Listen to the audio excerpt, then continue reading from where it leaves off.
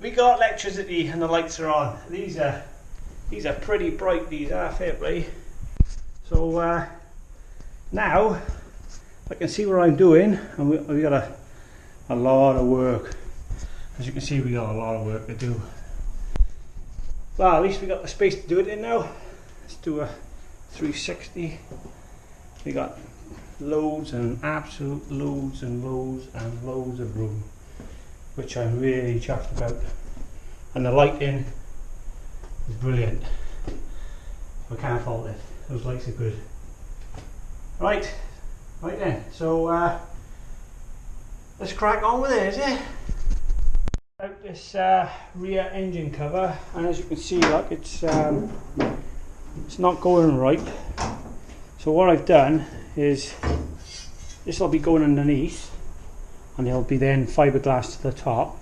But to get this angle to bend, I've cut strip lines in it with the angle grinder, and then you can form it to whatever side you want. And this is the other side. I've done the same with the other side, and they are slightly different. So what I'm going to do now is weld all them back up, because that's the shape I want, and then we can start welding the underframe then. Right, I've also redone these because this bar used to go straight out, and I've trimmed it down a bit more so it's a bit more snug. And then this bar here will be welded onto that bar, and then this will be fiberglassed to the lid.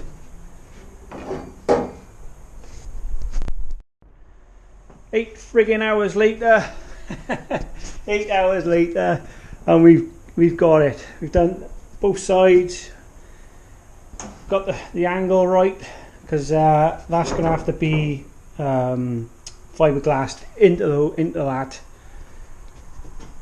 to put a slight curve in it to follow the back. For some reason, that they made that engine cover straight, and this, obviously the back of this has got only a slight curve in it. So yeah, 8 friggin' hours later, it looks like I've done nothing. But yeah, I've redone them, redone that. I would have never have done it without it on like it is. So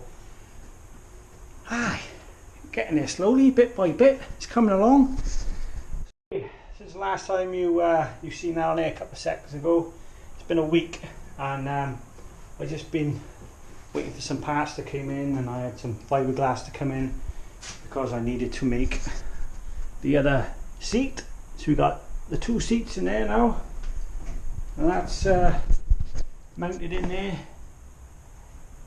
Wow, that's taken me a while to sort that out. So I got the front end jacked up because I've been having a quick look at the bearings and stuff like that. Yeah, so now we've got our fiberglass in for this. We have to put a bit more structural bit into it so we can get the cover fiberglassed onto there, and then get some better fitments. Oh, this is on. You didn't see this from last time, so that's on and hinged. So that's great. Oh, that was lovely. So I've got a fiberglass and bits in there for when the wing goes on. I know it's a bit of a short video, but I like to keep you guys up to date with what's going on, and not really much has happened. I know this metal frame, you can see where I've welded it either side. That took me like 8 hours to really do that, and it's probably going to take me another 8 hours to get that thing on there properly. And still waiting for a couple of parts to come in the post, where we've got to run this overflow line up to the new reservoir bottle, so I had to get a new bottle because the one off that engine, it don't fit, it's way too big. So this is going to be sat in by here at the highest point, and I got to make a bracket for this and link all the pipe work up to that. so that'll be probably in another video. Yeah, it's all really small, mega time consuming stuff now, and